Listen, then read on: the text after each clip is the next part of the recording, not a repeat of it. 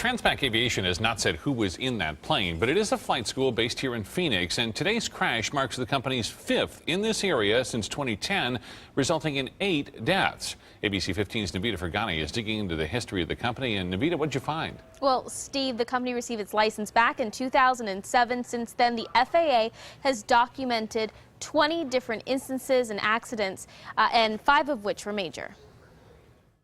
By the looks of this plane, it's surprising that anyone was able to make it out alive. And the outcome of survivors is something to celebrate for Transpac Aviation Academy.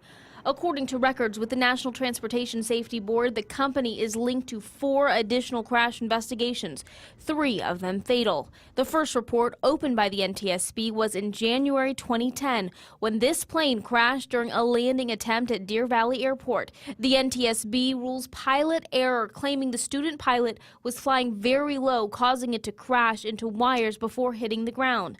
1 year later, in February 2011, during a nighttime flight training exercise, 3 were killed when the company's Piper went down in the Tonto National Forest. NTSB found the plane initially crashed into the side of a mountain before going down. The next happened in January of 2012 during a very rough landing by a student pilot at Deer Valley. The pilot was not injured, and the plane had some damage. Then, last May, just a few miles from Anthem, 4 died in a mid-air collision. A student and a flight instructor with Transpac Aviation hit a student and instructor from another flight school. NTSB is still working on its investigation. And I spoke to a representative from Transpac Aviation. They tell me that they are so proud about how everyone on that plane handled that emergency landing.